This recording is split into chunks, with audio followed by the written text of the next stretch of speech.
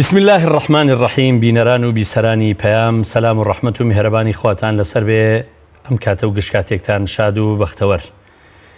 سوپاس بەخوای گەورە کە دەرفەتی داین و تەمەنی درێژکردین جارێکی تر لە بەرنامەی باس و خواز بە ئێوەی خۆشەویست و بەڕێز بگەینەوە. تەوەرەی ئەمڕۆمان ڕۆڵی زمان لە ڕووداوەکاندا میوانی بەڕێزمان مامۆستا عەبدوستار ئەسەف هەورامی زانایی ئاینیە. بەڕێزان لە چوارچێوەی بەرنامەی ئەمڕۆدا دەمانەوێت ئەو بڵین کە ڕووداوگەلێکی زۆر لە ناو خۆمان لە کۆمەڵگادا لە ناو کۆمەڵگای کوردیدا و لە دەوروبەرمان لە وڵاتانی دراوسێ و لە وڵاتانی دنیا ڕووداوگەلێک ڕوودەدەن. پێویستە ئینسانی ئیماندار، پێویستە ئێمەی موسڵمان چۆن مامەڵە لەگەڵ ئەو ڕووداوانەدا بکەین، پێویستە چۆن قسەیان لەسەر بکەین، ئایا پێویستە بەبێ عیلم و زانست قسە لەسەر هەموو شتێک بکەین و ئایا دەکرێت فتووە لە هەموو کەس وەربگیرێ، وایە قسەی هەموو کەسێک بە هەند وەردەگیرێ دەربارەی ڕووداوەکان. پێغەمبەر عەلەیهی سەڵات وسەلام لە یەکێک لە فەرمودەکانیدا دەفەرمێ ئیمانداران مسڵمانان یەکجەستن کاتێک کە یەکێک لە ئەندامەکانی ئازاری پێدەکا هەموو جەستەی تادای دەگرێت. ئایا بڕاست ئێمەی مسڵمان کە ڕووداوگەلێک لە دەوروبەرمان ڕوودەدەن، لە ناوچەکەمان ڕوودەدەن، لە وڵاتانی مسڵمان ڕوودەدەن، بەڕاست ئێمە جەستەمان ژان دەیگرێ، دڵمان ژان دەیگرێ، هەز بە ناڕەحەتی و دڵتەنجی دەکەین بۆیان و ئامادەین دوعایان بۆ بکەین، ئامادەین لە کاتی نوێژ و عیبادەتەکانماندا لە خوای پەروەردگار بۆیان بپاڕێینەوە بۆ ئەوی ئەو میحنەت و ناسۆر و بەڵایەنەیان لەسەر لا بدات. و ئایا دروستە لە هەموو ساتێکدا ئێمە قسە فڕێ بدەین؟ ئایا ئینسانی ئیماندار لەسەر ئەوەی کە سەحابەکە بە پێغەمبەر عەلەیهی سەڵات وسەلام دەفەرمێ ئایا لەسەر زمان لێمان دەپرسرێتەوە؟ معادی کوڕی جەبەل پێغەمبەر عەلەیهی سەڵات وسەلام دەفەرمێ دایکە دڕۆڵە ڕۆت بۆ بکایان سیگت بۆ بکتێ ئەوەی کە مرۆڤ دەیچنێتەوە هەمووی بەری ڕەنجی زمانی نییە. بۆیە ناکرێ ئینسانی ئیماندار، ناکرێ موسڵمان هەرچیەکی ویست، هەرچێکی نەفسی خواستی بڵێ، هەرچێکی ئەوانی تر دڵیان پێی خۆش بوو بڵێ، بەڵکو دەبێ ئەوەی دەیڵێ لە چوارچێوەی دینەکەی دابێ و دینەکەی ڕێی پێدابێ و هەر کاتێکیش غەیبەتێک دەکا، قسێکی خراپ دەکا، دەبێت دڵی بێتە ژان، ناڕەحەت ببێ، دڵی تەنگ ببێ بۆی کە گوناحێکی کردووە، تاوانێکی کردووە. دەمانەوێت ئەمڕۆ لەگەڵ میوانە ئازیزەکەمان باسی ڕۆڵی زمان بکەین لە ڕووداوەکاندا. زۆر بەخێربێی مامۆستا عەبدوستار ئەسەف هەورامی زانای ئاینی، زۆر بەخێربێی. زۆر سوپاس کاک بەختیار، سوپاسی ئامادەبوونت دەکەین. مامۆستا دەمەوێت لە سەرەتادا باسی زمان بکەین. زمان یەکێکە لەو ئەندامانەی کە خوای پەروەردگار بە مرۆڤی داوە. چۆن لە ئیسلامدا پێناسەی زمان کراوە، چۆن باسی زمان کراوە؟ بەڵێ بسم الله الرحمن الرحیم. الحمد لله والصلاة والسلام على رسول الله وعلى آله وصحبه ومن والاه. سەرەتا زۆر سوپاسان دەکەم بۆ ئەو دەرفەتە و بۆ بەرنامەکەتان، خوای پەروەردگار سەرکەوتو و سەرفراستان کە موفق بن ئینشاءالله. دیارە مەسەلەی زمان بابەتێکی گرنگەوە بە ئەڵقە و دوو ئەڵقە ئافاتی لیسان باز ناکرێ. ئافاتی لیسان لە چەندین ڕۆوە قسەی لێکراوە لەلایەن زانایانەوە، بەڵام ئافاتی لیسان دیارە لە سەرەتای بەرنامەکە فەرموود زمان نیعمەتێکە خوای پەروەردگار بە مرۆڤی بەخشیوە. لەوا جیاوازی هەیە لە زمانی مرۆڤ کە نوتقی پێئەکا و دەربڕینەکانی پێئەکا، ئاخاوتنی پێئەکا، بەڵام خوا بە ئاژەڵانیشی داوە. بەڵام ئەم نیعمەتە گەورە کە خوا بە مرۆڤی داوە، ماسوولکەیەکی بچووک زۆربەی کاتەکانی لە ناو زینداندایە، بەڵام ئەم ماسوولکە بچووکە کە نیعمەتێکی زۆر گەورەیە، بچووکە مەجالێکی زۆری لە بەردەسایە. ئەم مەجالە گەورەیە کە لە بەردەسیایەتی بۆ دەربڕینی ئەوەی کە لە ناو دڵایە، بۆیە بە زمان ئەڵێن تەرجمانی القلوب والأفكار، یا زمان ئەڵێن زمان حاڵە، زمان حاڵی دڵە، ئەوەی کە لە دڵە هەیە زمان دەریە بڕێ. بۆیە مامۆستای بەختیاری بەڕێز، زمان مەجالێکی زۆری هەیە. ئەم مەجالە زۆرەی زمان لە شەڕدا کڕیارێکی زۆر خەتەرناکە و لە خێردا دەتوانێت خێرێکی زۆر بێشمار کۆکاتەوە. بۆیە زمان زاناکان قسەیان زۆر لەسەر کردووە، بە تایبەتی لە ناو سەلەفی ساڵحا زۆر ئاگایان لە زمانیان بووە. لە مەسەلەی زماندا هەندێک لە زاناکان زمانی خۆیان گرتووە و تویانە ئاگادار بە هەموو بەیانیەک ئەعزاکانی جەستە بە زمانی حاڵ بە زمانیان ئەڵێن بە زمانی حاڵ بە زمان دەڵێن لەخوا بترسە لە ئێمەدا واتە شتێک مەکە کە سزاکەی ئێمە وەری بگرین و ئێمەش سزا بدرین بە تۆوە بۆیە مەسەلەی زمان ئەگەر لە خێردا گێڕا ئەگەر لە خێردا بەکار هات واتە دەبێت لەغاو بکرێ بە لەغاوی شەرع ئەگەر لەغاو کرا بە لەغاوی شەرع ئەو کاتە ئەم زمانە زمانێکە قڕناکە بەسەر خاوەنەکەیە ماڵی خاوەنەکەی کاول ناکە لە دنیاوە لە دوا ڕۆژدا ڕوهەیە لە قیامەتە بچێتە بازار قیامەتەوە چونکە توانیوەتی لە خێردا بەکاری بێنێ بۆیە زمان خوای پەروەردگار تأكيد لپاراستنەکەی کاتەوە ما يلفظ من قول إلا لديه رقيب عتيد وكل سورة قاف آيات يجدا فرمي لا سورة آل عمران آيات صواشتا يقا فرمي سنكتب ما قالوا هرچيك أخكن واتك قفتاركان من لموضوع لسر من تومار إيما واتك قفتاري إيما چون كردار من تومارا قفتاريش من بهمان شوا تومارا بلام ما مسابق اختياري برز همو بینەرانی بەڕێزیش ئەوە وەکو یادخستنەوەیەک خوای پەروەردگار ئەم زمانەی کە بە ئێمە بەخشیوە ئێمە شتێکی زۆر عەجایب هەیە لە ناومانە ئەویش بریتێ لەوەی کە وەکو موسڵمان بەگشتیش وەکو مرۆڤ زۆر کار لە شتە ناپەسەندەکان دوورەکەونەوە وەکو موسڵمان لە حرامەکان دوورەکەونەوە وەکو زیناکردن عارە خواردنەوە نازانم فڵان شت نەکردن ئەوە نەکردن کۆمەڵە تاوان هەیە لێ دزیکردن لێ دوورەکەوینەوە بەڵام ناتوانین زمانمان بگرین واتە تاوانی زمان شتێکی لەوان کەمتر نییە بەڵام لە مەسلەی زمانە ئێمە کەمتەر خەمین و زۆر خراپ بەکارێنین بۆیە خوای پەروەردگار لە سوورەی نور ئاەتی 15 باسی خەڵکانێکەکە کە قسە فرێدەن بەبێ گوێدانە قسەکەیان بەبێ ئەوەی هیچ حسابی بۆکەن وتقولون بأفواهكم ما ليس لكم به علم وتحسبونه هينا وهو عند الله عظيم قسەیەک فرێدا بۆ معلومات ئەم قسە فرێدانە لە کوردەواری مەشا زۆر مصیبەتێکی زۆری هەیە خەڵکانێک هەیە لە ماڵەکەی خۆیان دانیشتووە بەشدار نییە لە قەتڵی خەڵک بەشدار نییە لە دزینی خەڵک بەشدار نییە لە بوختان و تاوانی خەڵک بەڵام لە ماڵەکەی خۆیان شەریکی تاوانی خەڵکە لە ساڵی 2009 بوو ئیسرائیل ماوەی 2 مانگ بەسەر یەکەوە لە کۆتایی ساڵەکە بوو هێرشی کردە سەر فەلەستین و قەتڵ و عامێکی زۆر خراپی کرد خەڵک هەبوو لە کوێرە لادەیەکی ئەم کوردستانی ئێمە ئەیوت بابیان کوژێ دەستی خۆش بێ تۆ لە ماڵەکەی خۆتا قڕ بەسەر بۆچی خۆ دەکەیتە بە شەریکی تاوانی جوولەکە ئێسش کە ڕووداوگەلێک لێک ئیشەڵا لە بەرنامەکە باسیەکەین کە خەڵک لە وڵاتێکی دوورەوە تاوانەکە ئەم لێرە خۆی دەبێت شەریکی تاوانەکەی بۆیە مەسەلەی زمان ئەوەمان لەبیر نەچێ ئەلا بذکری الله تطمئن القلوب زیکری خوا بە زمان دەکرێت بێگومان کەواتە ئینسان دەتوانێت خوا لە خۆی ڕازیکە بە زمانی دەتوانێت دەوروبەرەکەی خۆی ڕازیکە و زمانیش بەڕاستی کە تەرجمان الأفکار والقلوب تەرجمانی دڵە زمان حاڵی دڵە ئەوەی کە لە دڵایە کاتێک کە من و تۆ قسەکەین شیرین دەربڕین یا تاڵ دەرببڕین ئەوەی ناخمانە بۆیە یحیای کوڕی معازە فەرمێ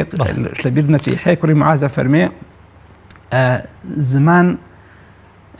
دڵ وەکو منجەڵ وایە زمانیش ئەوەی ناوێتی واتە ئەوەی لە ناغ منجەڵەکە دەکوڵێت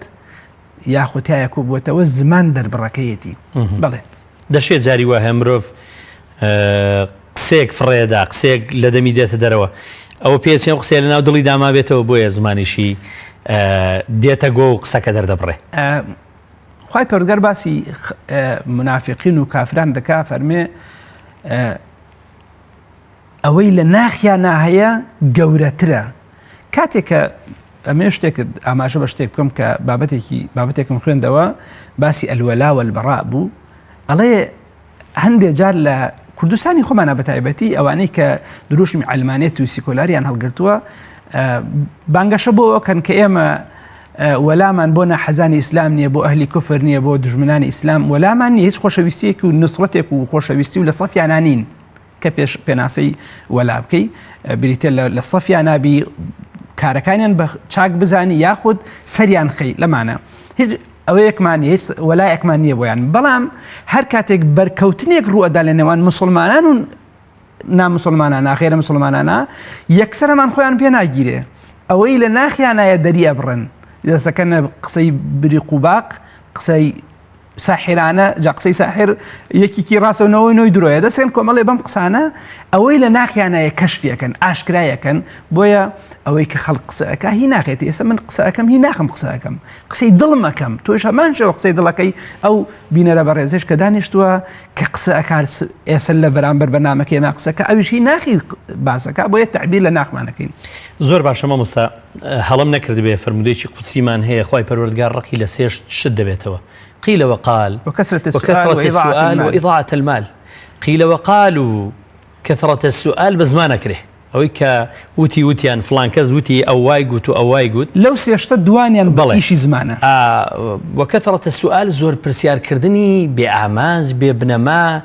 وبرسيار قالك كلوانية سرب شيء بو فتنة بو بلا بو مصيبات يعني لو سيشتي كخواي قول الرقية دواي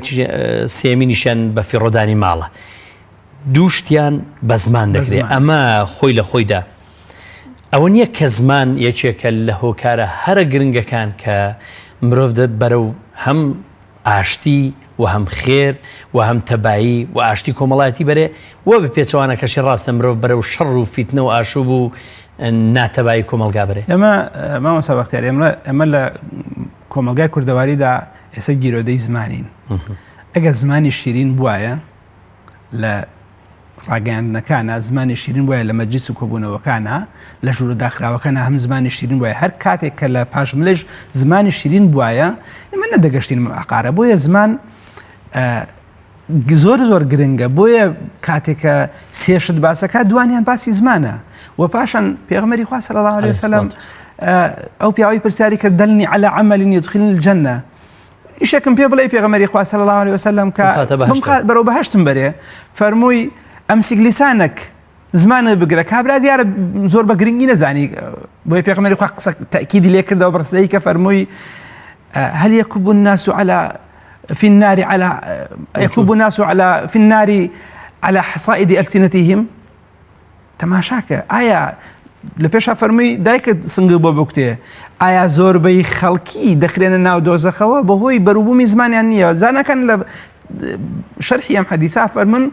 حصائد ألسنتهم لە حرامایە چونکە ئەگەر لە حراما بوو بەرەو دۆزەخیە بە بەڵام ئەگەر حصائدی ئەلسینە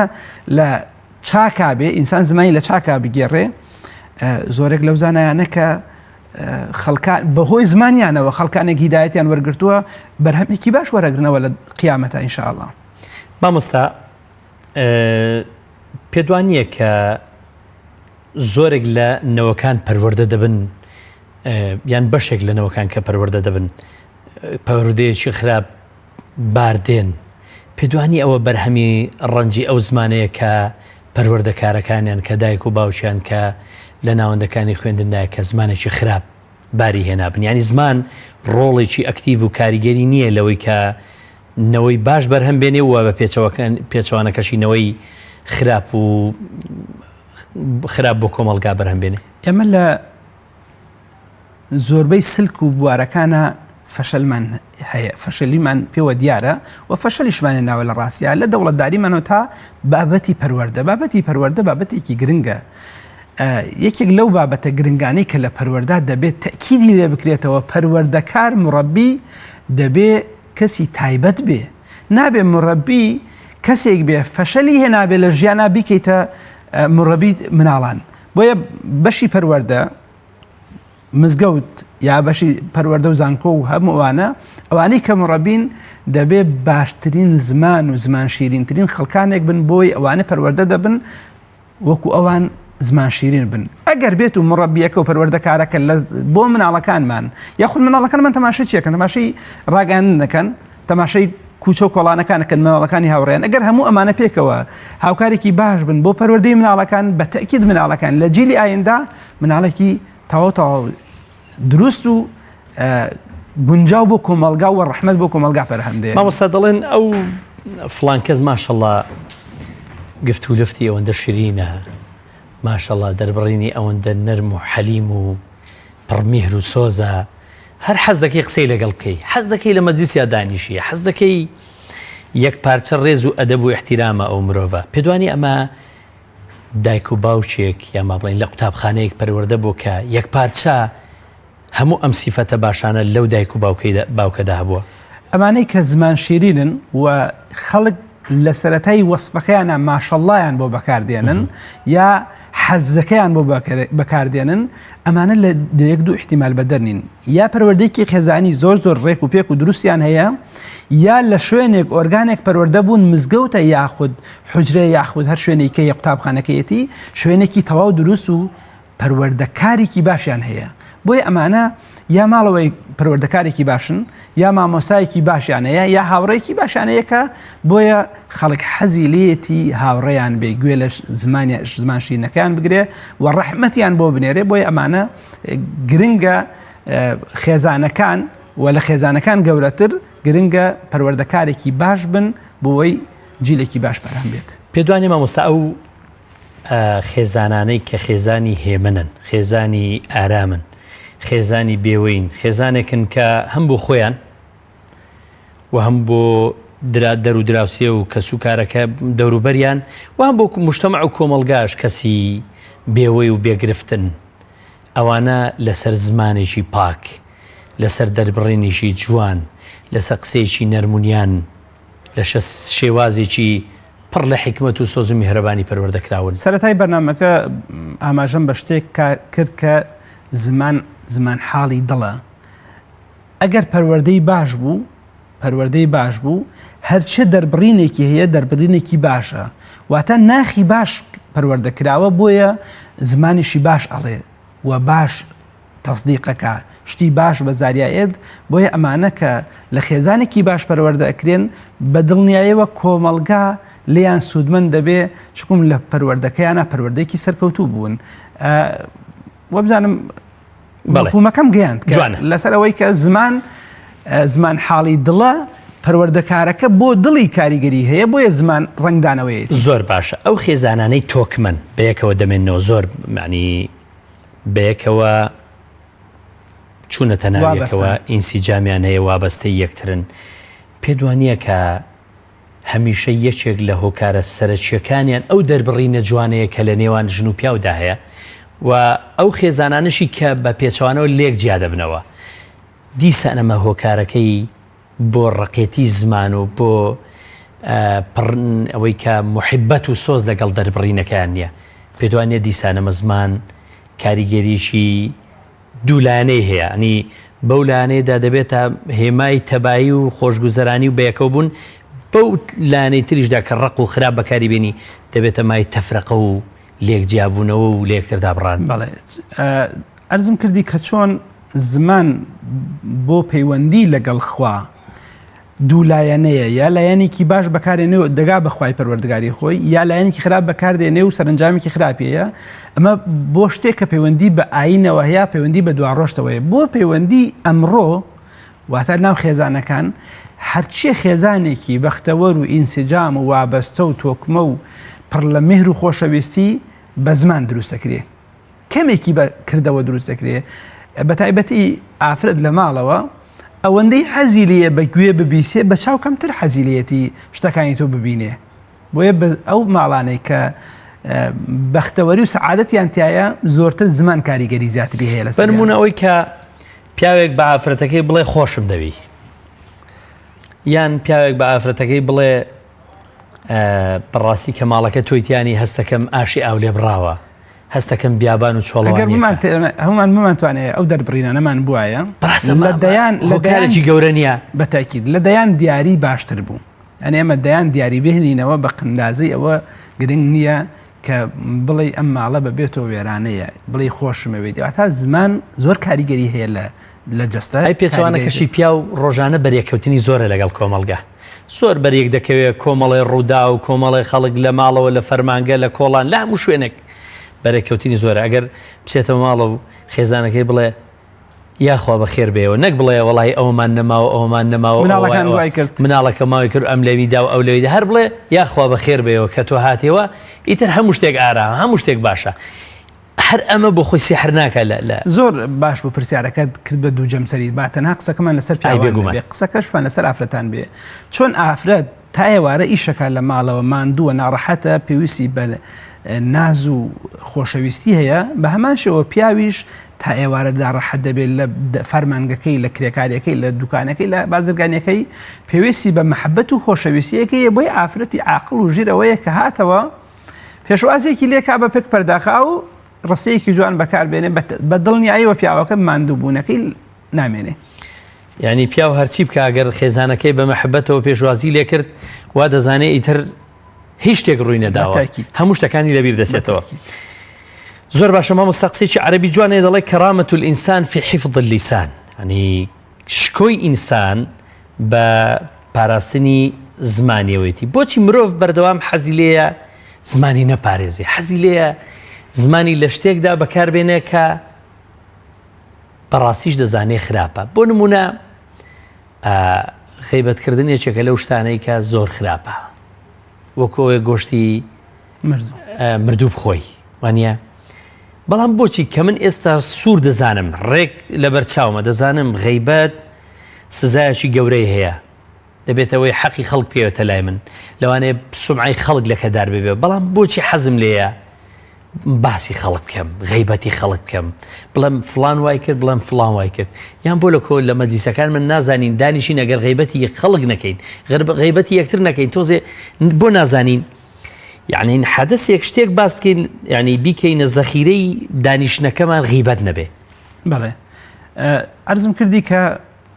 شەیەکێک لە عەجایبەکانەوەیە کە ئێمەی موسڵمان وە گشتگیرتر ئێمەی مرۆڤ لە زۆر تاوان خۆمان دوورەخینەوە، دوورەکەوینەوە لە دزی، لە قەتڵ، لە عارە خواردنەوە، لە کۆمەڵێ تاوان دوورەکەوینەوە. بەڵام عەجایبەکەی لەوەیە کە لە تاوانی زمان دوور ناکەوینە. بۆ نمونە غیبەت، بهتانکردن بۆ خەڵکی، نەپاراستنی، یعنی یەکێک لە ئافاتی زمان نەپاراستنی عیبی مسلمانانە. کەسێک عیبێکی یعنی هەموو ئینسانی قابلەوەیە کە هەڵی بەس خوددا بێ عیبە، هەڵی بەسەرا بێت. ئێمە بە دوای گەڕان بە دوای هەڵەکانە ئەگەڕین باریانی ئەیان کڕین، هەڵەکان ئەکرین وەکو وەرەقەی فشار بەکاریان بێنین کە لە کاتێک ئەمە پێچەوانەی فەرمانی خواوە، فەرمانی پێغەمبەری خوایە و ئافاتی لیسانێکێک لە ئافاتە خراپەکانی ئەوەیە کە ئینسان بە دوای عیبی مسلمانێکا بگەڕێ و عیبەکەی کەشف بکا و دای نەپۆشێ. بۆیە سەبارەت بە وەڵامی پرسیارەکەت ئەوەی یەکێکە لە گرفتەکانی کۆمەڵگای مسلمانن کە مەسەلەی زمانیانە، ناتوانن زمانێکی شین و ڕێکوپێک و دووری خەنەوە لەو تاوانانەی کە بە زمانەکرێت، کە زۆرێک لە تاوان بە زمانەکرێت، کە سەیری کەبایرەکەی هەندێکیان لە زمانە. یەکێک لەو کەبایرانەی کە لە زمانە بە زمان ئەکرێ ڕووکردنە غەیری خوای پەروەردگار، ڕووکردنە غەیری خوای پەروەردگار بە دوعاکردن. کەورە دوعاکە لە دارێ، لە بەردێ، لە قەبرێ، شەخصێ شتێک، ئەمە تاوانێکە بە زمانەکرێت. تاوانی زمان زۆر زۆرن، غیبەتە، نەمیمەیە، فضولی کەلامە، زۆرن، بوختانە. بەڵێ زۆر باشە مامۆستای بەڕێز، وەکو لە عینوانی بەرنامەکەماندا هاتووە ڕۆڵی زمان لە ڕووداوەکاندا. بێگومان ڕۆژانە ڕووداوگەلی زۆر لە دەوروبەرمان لە وڵاتی خۆمان لە دەوروبەرمان ڕوودەدەن. دەمەوێت بپرسم کاتێ ڕووداوێک ڕوودەدا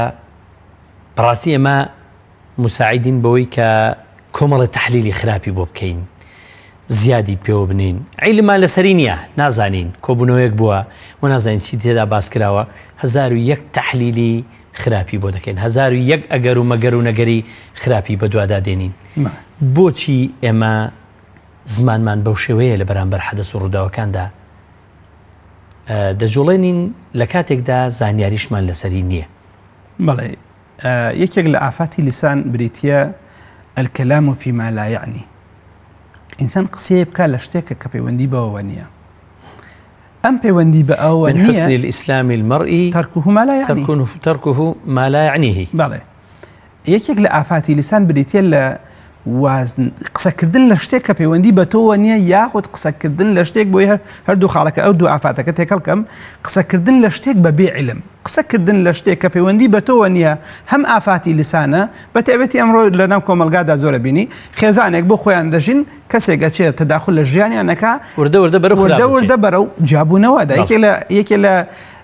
ئامارەکانی تەلاق کە باسەکرێ ئەڵێ یەکێک لە ئەسبابەکانی بریتێ لە تەداخلی کەسی سێم کە پەیوەندی بەوانەوە نییە، کەسی سێم. یاخود قسەکردن بە بێعلم، قسەکردن بە بێعلم ئەنواعی هەیە. قسەکردن بە بێعلم، القول على الله بغير علم، ئەم قسەکردن لە بەرامبەر بەخوا و سەبارەت بەخوا بە بێعلم بە چەند ڕستەیەک ئەگەر ئیجازە بێ ڕوونی کەمەوە یەکێک لەوانە بریتە لە پەلەکردن لە فتوادا. پەلەکردن لە فتوادا ئەمە ئافاتی زمانە. گەنجێک تازە پێگا تەداخل لە هەرچیە شؤونی دینی هەیە ئیکا، هەرچیە ئەمسەر و ئەوسەری کتوبی فقی و کتوبی عەقیدە هەیە ئیکا پەلە ئەکا لە فتوادا کە لە کاتێکا کە سەلەف و پێشینانی ئەم ئومەتە دوور بوون لەو پەلەکردن لە فتوایە و خۆیان پاراسوە لە فتوادان. بۆ نمونە ئەم پەلەکردن لە فتوادا کابرا پرسیارێکی لێ ئەکەن زۆر ئاساییە بەلایەوە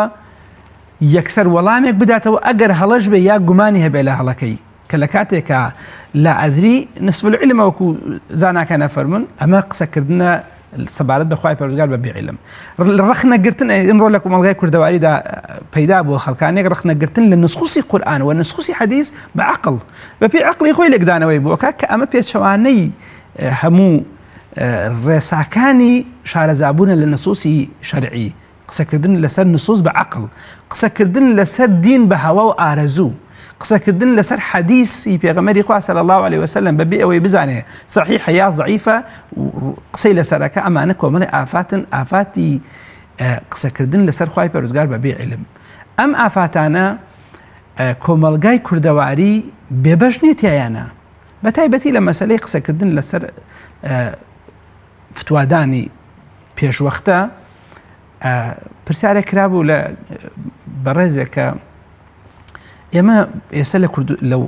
لە تەواوی دنیادا خەڵگاگای لێ لە ڕووداوەکان بە تایبەتی ئێستا لە مەسەلەی بۆرما هەیە خەڵک پرسیار دەکاوە ئێمە دوعایان بۆ بکەین، ئێمە چیان بۆ بکەین، ئێمە چیان بۆ بکەین. کابرایەک بابەتێکی نووسی و یانە بەبێ عیلم نووسی بووی کە نازانی چۆن تەعبیری کەی، نووسی بووی هەر کەسێ دوعا بۆ ئەمانەش بکە بۆ ئیمانی خەتەری هەیە لەبەرەوەی ئەمانە لە دین هەڵگڕاونەتەوە کۆمەڵێ فتوای ناشەرعی، نادروستی، نامەنتقی، نەعەقڵانی. ئەمە یەکێک لە ئافاتی زمان کە خەڵک دەریە بڕێ بەبێ ئەوەی بگەڕێتەوە بۆ مەصدەرێکی شەرعی، بۆ مەرجعێک، بۆ کەسێک کە زاناتر بێ لە خۆی. زۆر باشە مامۆستا، بەڵام کۆمەڵی خەڵکیش کۆمەڵی پرسیار و کۆمەڵی قسەکە هەمووی بە زمان دەکرێت دەری دەبڕێ. پێدوانیت کە زۆر جاران کە کۆمەڵێک کەزیان کۆمەڵی مامۆستا وەڵامیان پێ نییە بۆ شوبهاتی ناودەنی، گومانی ناودەنی یا وێڵبوون بە دوای ڕاستیدا و کەسە دەیەوێ بگەڕێکە مامۆستاکە ناتوانێت وەڵامی بداتەوە، ئەمەش دیسان بە ئافات هەژمار دەکات. قسەکەی من لەسەرەوە نییە بەڕائەت و پاکانە بۆ مامۆستا بکەم و بۆ خەریکەکەم، بۆ هەمومانە وەڵامت پێ نییە، وەڵام مەدەرەوە. خۆت ئامادە نەکردووە مەچۆرە بەرنامە، خۆت ئامادە نەکردووە مەچۆرە پرسیار و وەڵامێکەوە کە دڵنیای کە پرسیارت لێکرێ. بە تایبەتی ئەمڕۆشتی نوێ تازەگەریە بڵاو بۆتەوە، مامۆسای ئاینی دەبێ شتی پێبێ لەو بارەیەوە، بە تایبەتی ڕەدی شوبهات کە خەڵکانێک هەن بە دوای ڕاستیات دەگەڕێن، خەڵکانێک هەن بە دوای دروستکردنی گومانە دەگەڕێن، دەبێت و وەڵامت پێبێ بۆ ئەمانە. بە تایبەتی شتە دەشێ بە دوای حەقیقەتیش دابگەڕێن مامۆستا. ئەوەم خستە پێش خەڵکانێک هەیە بە دوای ڕاستیدا دەگەڕێ، خەڵکانێک هەیە بە دوای دروستکردنی گومانە دەگەڕێ. ئێمە ئەمەمان خستۆتە دووەمیان، بۆ ئێمە مامۆستای ئاینی دەبێ ئەمانەی پێبێ. ئەگەر پێی نەبێ یا مەچۆرە بەرنامە یا بڵێ نازانم وەڵامەکەت بۆ دێنمە، وەڵامەکە دەدەمەوە، بۆیە دەبینی بەڕاست و چە بە تەلەفۆنی بە مسەنجەرەکەی بە نامەی نازانم لە یەکسەر وەڵامە داتەوە. ئەم جارە مەسەلەی بۆ ئەم دینەی ئێمە وای لێ کراوە هەموو شتێک کورت کرابێتەوە لە حەڵاڵ و حرامە، ئەی مباح، ئەی مەکروه، ئەی مەندوب. واتە من پێنج شتی گرنگمانەیە هەر دەڵێ حەڵاڵە حرامە، حەڵاڵە حرامە. دەبێت خەڵکیشەوە بزانێت کە مامۆسای ئاینیش بەرپرسیارەتەکەی گەورەترە لەبەرەوەی هەموو شتێک نەڵێ حەڵاڵە و حرامە. زۆر باشە مامۆستا. هەندێک کەسی خۆی بۆ گرتووە کە بەبێ ئامانج قسە دەکا، نازانی ئامانجی چێ لەوەی کە دەڵێ ئەو ڕووداوە لەوێ ڕوویداوە نابێ ئاوا بێ و دەبێ ئاوا بێ و ئیتر ئامانجیشی نییە لە قسەکەدا. ئەم بەبێ ئامانج قسەکردنە دیسان ئەمەش بۆ خۆی سەرچێشان نییە بۆی کە مرۆڤ تاوانبار ببێ، وەک کۆمەڵێک بەڵاژ ڕووی تێبکە لە ئایندەدا کە لەوانەیە گومان و دوودڵی بۆ دروستکە، کە لەوانەیە ڕاڕایی لە ناو ناخی خۆیدا بۆ دروستکە، کە لەوانەیە سەر بچێشێ بەرەو شتی خراپی ڕۆحی دەرونی بۆ خۆی. لە مەسەلەی قسەکردن بەبێ ئامانج تاوانی زۆری لێکەوێتەوە. یەکێک لەوانە لە ڕووی ئاینیەوە ئەم کەسە بەرپرسیار لەو قسەی دەیکا ما يلفظ من قول إلا لديه رقيب عتيد ئەمە لەلایەن خوای پەروەردگارەوە لێ پرسینەوەی لێکرێ لەسەر ئەو قسەی کردوێتی بە هەرمە بەسێ کردوێتی خوا لێ پرسیت و خوا عەلیمە ولقد خلقنا الإنسان ونعلم ما توسوس به نفسه يعني ئەوەی وەسوەسەی دڵیشە خوا عەلیمە پێی ئەی قسەیەک ئەەکەی خوا چۆن عەلیم نییە بەوەی خوا عەلیمە بە هەموو کردارەکانمان بە گفتارەکانمە لەلایەن تاوانباربوون و نەبوونەوە لە قیامەتە لە دنیایشە ئەگەر بەڕاستی لێپرسینەوەیەک هەبێ لەسەر ئەوانەی کە هەر لە خۆیانەوە قسە دەکەن قسەی بەبێ ئامانج دەکەن دەبێت لێپرسینەوەیان لەگەڵا بکرێ مەبەستە چیە کاتی وای لێ قسەی بێ ئامانج کابرا بەبێ ئامانج قسەی کێفرە داوە خێزانێک هەڵبەشێنراوە کاتی وای قسەیەک دەکرێ بەبێ ئامانج دوو گەنج بەرە بنە گیانی یەکتر خێزانێک هەڵدەوەشێ ئافرەتێک تۆمەتی بۆ دروستەکرێ بۆیە نابێ قسە بەبێ ئامانج بکرێ لە دنیادا لێپرسینەوەی حەق لەگەڵا بکرێ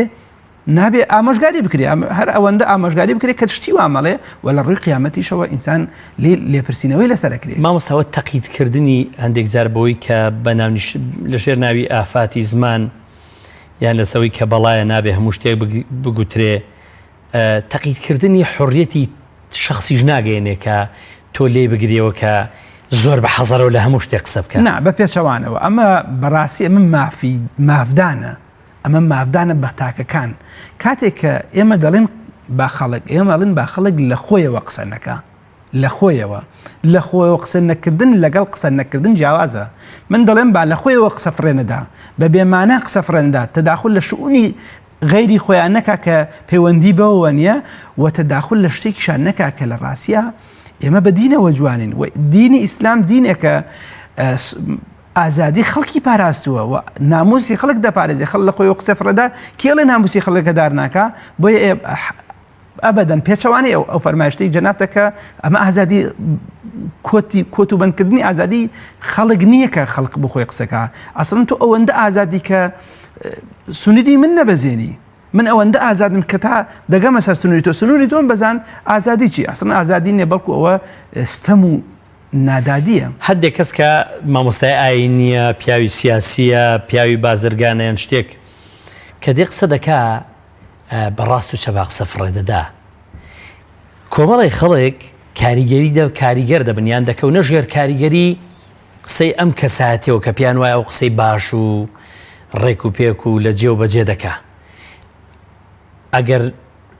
ئەم خەڵکە پێوە پابند بێ بۆ قسانە و کاریش بکە لەسەر ئەم قسانە و کۆمەڵی شایعات و شت بڵاو بێتەوە ئەمەش دوجار بخۆی یەکێکی تر نییە لە خراپیەکانی زمان کە ئەم کەسە دەبێ ئەو کەسەی کە بەرپرسە و کە خەڵک گوێ لێ دەگرێت دەبێ بە حەزەرتر و زۆر ئارامتر قسە بکە لە خەڵکێک کە خەڵک پێی کاریگەرنی و مرۆڤێکی ئاساییە ئێمە لە سەرەتادا باسی ئافاتی لەسەمان کرد بە گشتی کاتێ باسی کەس ئەەکەی دەڵێ کەسێک وا بڵێ لە گشتیەکەیە ڕێە بێتەوە کە کەسێک قسەی کاریگەرە دەبێت زیاتر ئاگای لە زمانی بێ زیاتر وەکو پێغەمبەری خوا صلی الله علیه و سلم فەرمی ئەمسک لیسانک کەسێک کە مامۆستایەکی ئاینە دەچێتە سەر مینبەر 1000 کەس 2000 کەس دادەنیشێ یا لە ڕاگەیاندنێکی ئەوە قسە بۆ خەڵکی دەکات یا لە هەر ڕاگەیان سیاسیە هەر کەسێک هەیە کاتێک قسە دەکات مادام تەبیعیەتی هەیە و خەڵکێک هەیە شوێنی دەکەون خەڵکێک هەیە وەکو دەروێشن بۆی ئەمانە دەبێت زیاتر ئاگایان لە قسەکانیان بێ بەڕاست و چەپ قسە فڕێ نەدەن تەداخل لە هەموو شؤونێ نەکەن لە مەجاهلەکەی خۆیان قسە بکەن و بەرپرسیار بن نەک بڵێن سبەی فڵان شت ڕوودەدا ڕوونادا خەڵکی ئەو درۆیە دیسان دەکاتەوە خەڵکی کێش درۆکەی بۆ دەکاتەوە یاخود زانای ئاینی یا هەر کەسێکی کە لەمانە دەبێ هەتا مەکانەتەکەی گەورە بێ زیاتر دەبێ ئاگای لە زمانی بێ ئاگای لە ڕستەکانیش زمانی سەرەتای تێکدانی ئارامی کۆمەلگا لە قسەوە دەست پێ ناکە لە قسەی هەندێک کەسەوە دەست پێ ناکە بەتاکید عەرزم کردی کە زمان کاریگەریەکەی ئەوەندە زۆرە تاکەکان هەڵەوەشێ کۆمەلگاکان هەڵەوەشێنێ خێزانەکان هەڵەوەشێنێ بۆیە هەڵوەشانەوەی خێزان هەڵوەشانەی کۆمەلگا بەتایبەتی ئەو کۆمەلگای ئێمە کە ئێستا خەریکە ئەوە بەرەو فەوزاییەک ڕۆشتووە بەڕاستی کاریگەری زمانە هەر قسەنی زمان شیرینی بەکار نایێنن لە گوتوێژەکانیانە هەر زۆر جار قسەیەک نییە کە گرانی لە بازار دروست دەکە هەر زۆر جار قسەیەک نییە کە ئاژاوێکی سیاسی پشێوێکی سیاسی دەنێتەوە هەر زۆر جار زمان نییە کە ناتەباییەک لە کۆمەلگادا بەرهەم دەهێنێت بەتاکید زمان ئەگەر بەلایەنی خراپە بەکار بهێنرێت ئەو هەموو شتانەی کە تۆ باست کرد و سەدان شتی کێش ئاوا هەمووی بەرهەمی زمانن لە کۆمەلگا دروست دەبن. مامۆستا ئەوەی من خوێند بێتمەوە قسەکەمکردن باشتر و پیرۆستر و خۆشەویستتر و مەحبوبترە تاوەکو زۆر قسەکردن. زاناکانە فەرمون قسە تا لە زارت بێ ئەسیری تۆیە، بەڵام کە کەوتە دەرەوەی زارت ئەو کاتە تۆ ئەسیری ئەوی. ئەمە لایەنێکیان پێغەمبەری خۆی صلی الله علیه و سلم ئەفەرمێ لە فەرمایشتێکی صحیحە فەرمێ من كان يؤمن بالله واليوم الآخر ئیمان بەخوا بە ڕۆژی دوایی بەسوێتەوە بەیەکەوە فليقل خيرا أو ليصمت. با قسەی خێر بکە، ئەگەر نازانی قسەی خێر بکەی نازانی زمان شیرین بی بێدەنگی باشترە و چاکترە و قسە نەکردنەگە قسەکردن زێڕ بێ ئەگەر زیوێ نەکردنەکەی زێڕە ئاڵتونە بڵێ یعنی بەتاکی قسە نەکردن کەمکردن قسە کەمکردن زۆر باشتر و سەلامەترە. زۆر باشە مامۆستا لە ئێستادا کێشەی موسڵمانانی بۆرما و مەزڵومیەتیان دنیای پڕ کردووە. دەگوترێ زۆر شایع دروست دەکرێت کە ئەمە وانە کە ئەمە ئەم ڕووداوە ڕاز نییە، ئەمانە بەشێکیان مولتەزیم نین بەدینەوە، ئەمانە بەشێکیان یان بەستێتەوە بەشتێکی تائیفی بەستێکی قەبەلی و عشیرەتگەری کە ئەمانە لە موسڵمانەکان ستەمیان کردو و گەنجێکی ئەمان دەزرێژی کردوتە سەر ئافرەتێکی ئەوان و هەموو ئەمانە لە پێناوی چیدا و هەموو قسەی لەسەر دەکرێت دەیانەوێ لە کاتێک ئێمە گەلێکین کە دەکرێت زۆرترین کاریگەر بین بە مەزڵومیەتی هەرگەلێک چونکە بەڕاستی بە خۆمان ستەم و ئازار و مەینەتی و ناڕەحەتی و چۆسانەوەمان بینیوە. بەڵێ ئەمێ سەرەتای ئەو وەڵامی پرسیارەکەت بەوە بدەمەوە کە ئەڵێ ئەوەی کە ڕوویدا لە خاکی بۆرما ڕاستیە و بەڵێ نەوەک درامە. خوێنی موسڵمان وەک جۆگەی ئاوە، هەزاران لاشە بێگیان سوتاوە، ئەوەی بینیتان ویژدانی هەژان دیدە پڕ ئەستین دڵانی گریان. بۆرما کەوا پڕبۆنی مەرگ بوو، جیهان بێهەست و کپ و بێدەنگ بوو. دیارە لەسەر مەسەلەی بۆرما شت زۆر وتراوە و ئەوەی کە تۆزێ ویژدانی هەبێ ناتوانێت لەم حقیقەتە لا بدا. بە مەسەلەی بۆرما ئەڵێ ئێوە ئەسحاب الأخدودی سەردەمی نوێی دیموکراسین، لە ناو خەندەقی سوتاوی مەرگتانە هەڵ ئەوەرێن، هەموو ڕۆژێ وەک پەڵەی ڕەش بە نێوچاوی سەگوەڕی مافی مرۆڤ و عەرەبی نازانم چی و ڕیشی درۆینەی شەیتان و یوئێنێکی درۆینە ئەدرێن بە ناوچاوی ئەمانەدا. مەسەلەی بۆرما مامۆسای بەڕێزم ئینسان تووشی شۆک دەبێت کە کۆمەڵێ شت دەبیسێت لە کۆمەلگای کوردەواریدا لە ڕاگەیاندنی کوردەواریدا لە ڕاگەیاندنە کوردەکانە کە نەدەبوو ئەمانە وا بڵێن. ئێمە لە هەموو کە زیاتر لە بۆرما تێدەگەین، ئێمە لە هەموو کە زیاتر ئەزانین بۆرما چی بەسەر هاتووە و چۆن ئازاریان پێچەشتە چکم ئێمە پێش ئەوان بەو ئازارەیە ڕەت بووین، بەو تونێلەدا ڕێت بووین. ئەوانە ئێستا کوشتەی دەستی سیکۆلارن، ئێمەش کوشتەی دەستی سیکۆلار بووین. ئێمە لە سەردەمی نەوەدەکان بە دواوەگلەی ئەومان دەکرد وڵاتان مووقیفیان نەبووی ئێمە کیمیا باران کراین و ئەنفال کراین و چیمان پێکرا ئێمە مووقیفمان هەبێ. جا عەرز دەکەم ئەی ئێستا بۆرما بە پێش چاوی جیهانەوە هەموو ساتێک بە پێشاوی جیهانەوە دەیبینی کوا مافی مرۆڤ، کوا ویژدان، کوا باسی ئینسانیەت، کوا بە تاکید ئێمە وەکو مسلمانی کورد مەبەسمە دەبێت لە هەموو کە زیاتر بە مووقیفتر بووینایە و قسەی باشترمان کرایە. بەداخەوە کۆمەڵێشتم بیست کە لە ڕاگەیاندنەکانەوە زۆر جێگەی شەرمەزاریشە کە ڕاگەیاندنی کوردی ئەوەندە ساحرانە قسە بکە، یەک ڕاست و 99 درۆ لە گیرفانی دەربێنێ. یەکێک لە ڕاگەیاندنەکان ئەڵێ چی؟ ئەمانە سەرەتا کۆمەڵی مسلمان دەستدرێژی سێکسیان کردوتە سەر کۆمەڵی ئافرەتی بوزی و دوایەم کێشە لێوە ڕوودا. خوا بتگرێ ئەوان هێرشیان کرد و گەورە بوو. خوا بتگرێ مسلمان حیز ناکات دەستدرێژی سێکسی کاتە سەر ئافرەتی بوزی. لە ساڵی 1962ەوە ئەم کێشەی مسلمانانە لەوێ سەری هەڵداوە. باشە لە سەردەمی هاونە ڕەشیدەوە ئیسلام گەشتوتە بۆرما و ئاڕاکان و ئەم ناوچانە. ئەمە چه قسەیەک، ئەمە چه بێوێژدانیەکە کە هەر درۆکردنیش درۆی ئینسان بیکە عەقڵی بێت چونکە ئێمە مەسەلەی دەستدرێژی بۆ سەر ناموسی خەڵک خوا حرامی کردو لەسەر ئیمانداران یعنی مسلمانان حیجیشە ناکەن خەریکی ئەمە نەبن ئەمە دەسێ ئەم حاڵەتە ڕژدا بەڵام قەت پێم وانە ئەسڵن پێچەوانەکەی ڕاستە ئەوەی دەستدرێژی کردە سەر ئافرەتی مسلمان لە بۆسنە و هێرسک لە ئێستەی ئاراکان لە عێراقا لازانم لەکوێ نەغی کی کردوێتی بەس دەستدرێژی سەر مسلمانان کراوە لە کوشتنیان لە قەتڵکردنیان لە جینۆساید و هەموو شتانەی کردویان بەرامبەر بە مسلمان خاڵێکی ئەن مامۆسای بەرز هەندێک ڕاگەاندن دەبینی پۆزش بۆ ئەم کارە دڕندەیە بوزیەکان هێنێتەوە پۆزش یعنی پاساوێکی بۆ هێنێتەوە جاڵێ هەر کەس دڵی بۆ مەزلومێک نەسووتێ لە ئیمان لاوازی دەبێ بترسێ ئەمانە مەزلومن ئێمە ئەم زوڵمەمان بینیوە ئێمە سەرەتا پێش ئەوەی ئەمان ئەم تووشی ئەم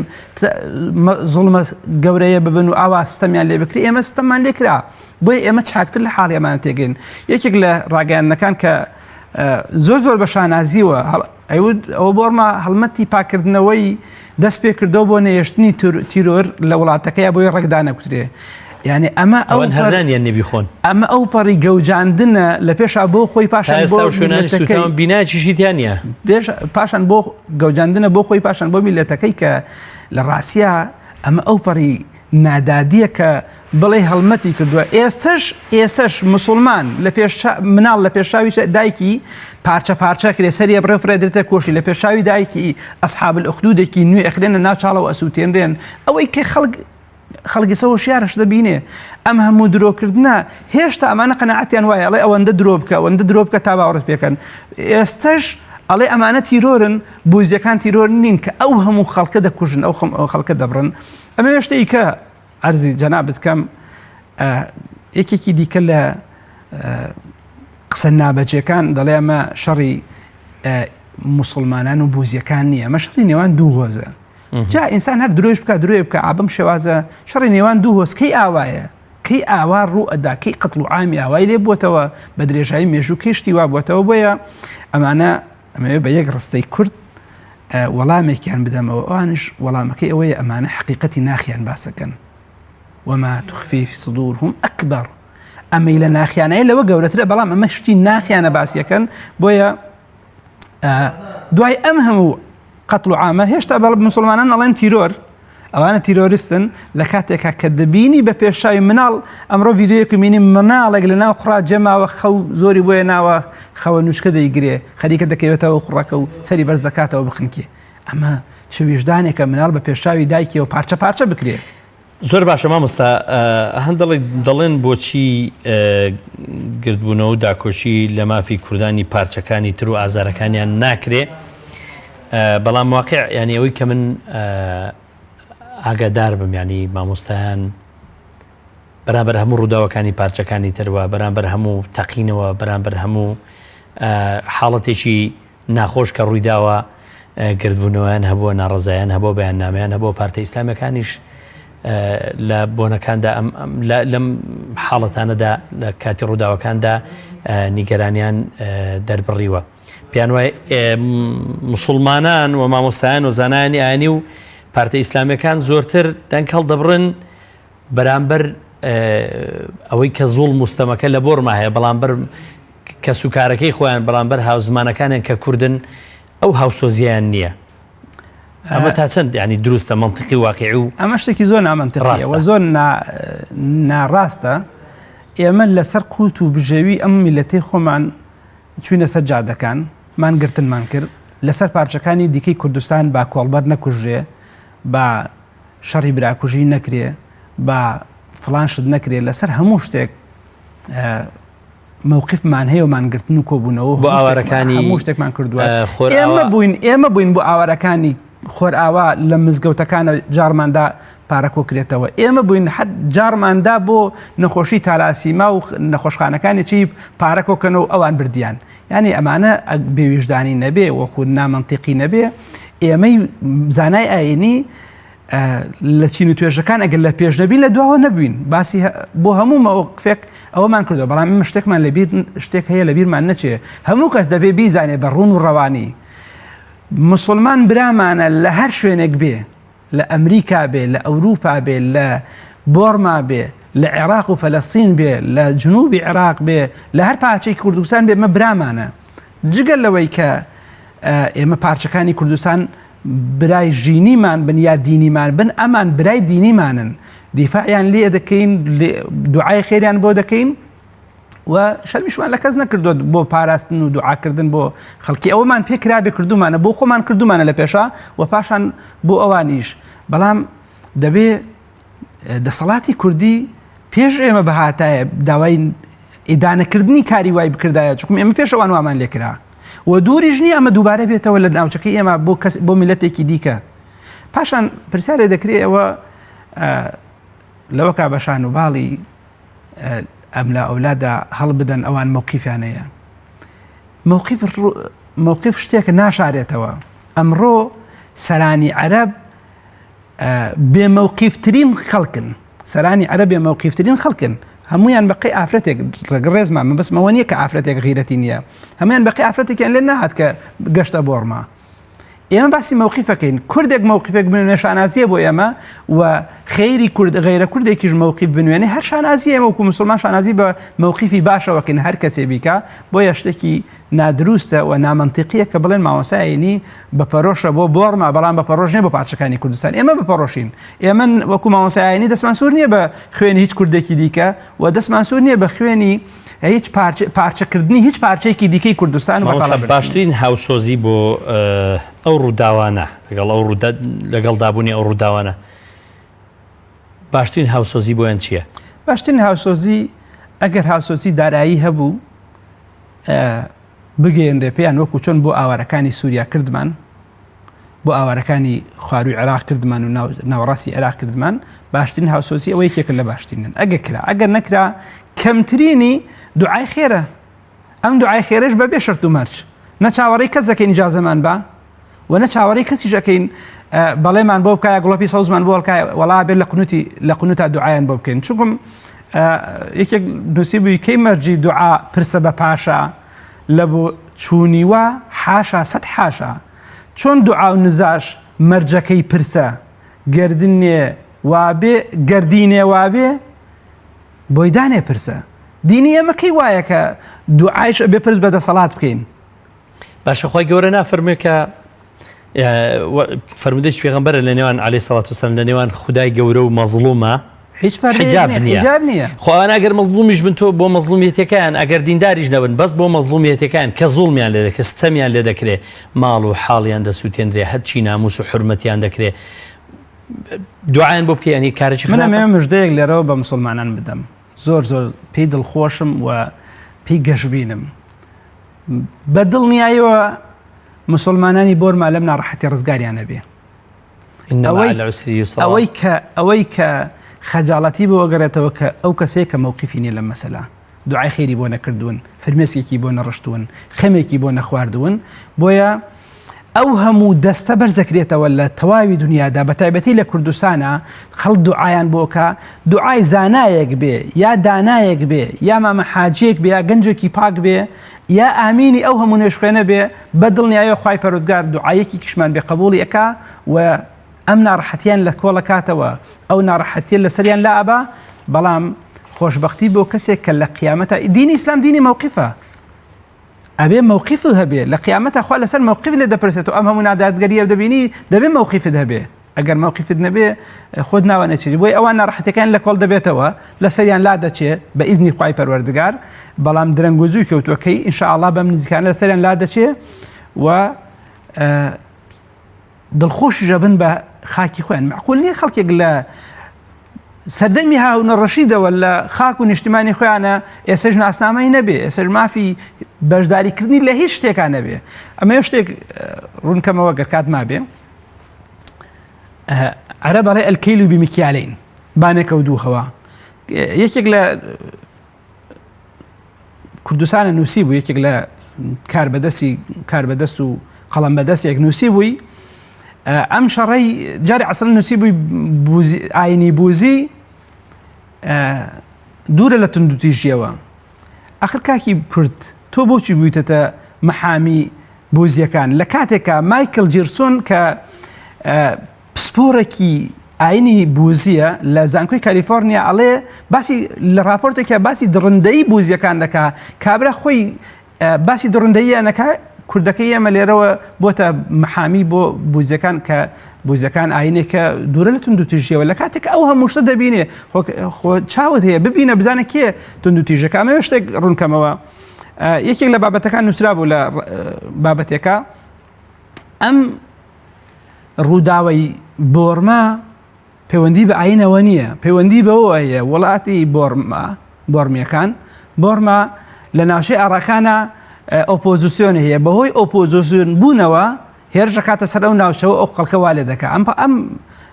درۆپینۆپڕۆیە چیە بۆ یەکەی ئەبێ ئەم قسەت بۆ خۆشت قبول بێ ئەم کەیل و بیمیکیالین ئەمە یەکە ئەکرێ بڵێ ئەم قسەی بۆ خۆی پێی بڵێ ئەکرێ بڵێ سەردەمی حکومەتی بەعەز کاتێک کە قەتڵ و عامی کوردیە کرد و هێرشە کردە سەر کورد بڵێ وەڵا لە ناوچەی کوردستانە ئۆپۆزیسیۆن هەبوو نەک لەبەر کوردبوون بوو ئەمە چ منتیقەیەکە ئێمە ئەکرێ بڵێن وەڵا لەبەر کوردبوونمان نەبوو لەبەرەوەی ئۆپۆزیسیۆن لە ناوچەی کوردستانە هەبوو خەڵکێکە بوون نەخێر بکا بۆ حکومەتی بەعەز بۆیە حکومەت دوای لێکردین لە کاتێکە لە بۆرما لە ئاڕاکانە ئۆپۆزیسیۆنی چی و پەیوەندی بە ئۆپۆزیسیۆن بوونی وەچی ئەم هەموو دەستیان بە هیچ ناگات عەسڵەن مامۆستا بەختیار نەنگیە قسەی ساحێرانەکردن. بەڵێ